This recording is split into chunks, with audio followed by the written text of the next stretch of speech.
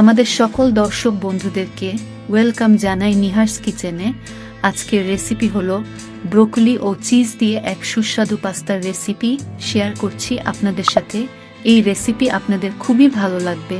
চলুন তাহলে শুরু করি আজকের লোভনীয় রেসিপিটি।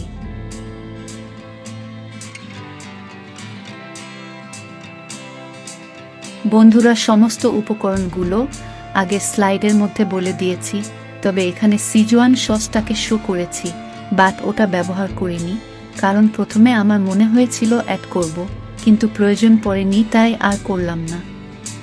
এখন আমি কড়াইতে পানি দিচ্ছি ও তার সাথে 1 টিস্পুন লবণ দেব এবং সামান্য পরিমাণ মতন সাদা তেল অ্যাড করব কড়াইতে। তেলটা শুধুমাত্র দেওয়া যাতে পাস্তাগুলো সেদ্ধ হওয়ার সময় প্যানে লেগে না যায়।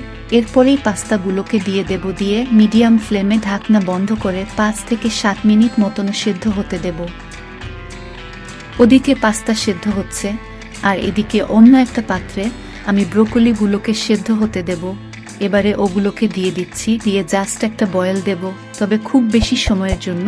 ব্রোকলিগুলোকে ভাপাবেন না, না হলে ওর নিউট্রিয়েন্টগুলো নষ্ট হয়ে যাবে। এই পর্যায়ে পাস্তাগুলো সেদ্ধ হয়ে গেছে, এবারে এগুলোকে তুলে নিচ্ছি একটা পাত্রের মধ্যে। এখন পাস্তা ও তার সাথে ব্রোকলিগুলোকে ঠান্ডা হতে দেব কিছু সময়ের জন্য, ততক্ষণ বাকি প্রিপারেশনগুলো করে নিই। তাই প্যানের মধ্যে 5 টেবিল স্পুন পরিমাণ মতন রিফাইন্ড তেল অ্যাড করলাম ও তার সাথে ফাইনলি কুচানো পেঁয়াজগুলোকে প্যানের মধ্যে দিয়ে দেব। একটু নেড়েচেড়ে ভেজে নিয়েই কুচিয়ে রাখা ক্যাপসিকামগুলোকেও দিয়ে দিচ্ছি। এখন আমি পাস্তা আর ব্রোকলিগুলোকে দিয়ে দিলাম প্যানের মধ্যে। ভালো করে একটু নেড়েচেড়ে মিক্স করে নিয়েই আমি এবারে কাটস দিয়ে রাখা কাঁচা লঙ্কা ও তার সাথে টমেটো কেচাপ দিয়ে দেব প্যানের মধ্যে, দিয়ে সব কিছুকে ভালো করে একটু মিক্স করে নেব। এবারে আমি প্যানের মধ্যে 1 টিস্পুন লবণ দিচ্ছি ও তার সাথে চিলি সস এবং চিলি ফ্লেক্স আর ক্রাশ করে নেওয়া গোলমরিচ অ্যাড করছি। লবণ বেশি দিলাম না, কারণ সসের মধ্যে এমনিতেও লবণ থাকে, তাই বেশি দিলে প্রবলেম হবে। তাই এখন আমি ডার্ক সোয়া সস দিচ্ছি প্যানের মধ্যে।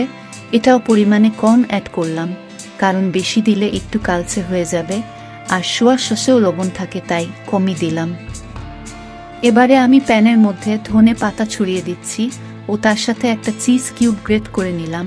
এবারে চিজটাকে ভালোভাবে মিক্স করে নেব পুরো পাস্তার সাথে।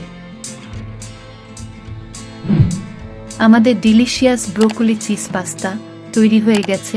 এবারে প্লেটিং করে নেব। আশা করি এই পাস্তার রেসিপি আপনাদের খুবই ভালো লেগেছে, আর যদি ভালো লেগে থাকে তাহলে আপনাদের কাছে রিকোয়েস্ট, একবার বাড়িতে বানিয়ে দেখবেন প্লিজ।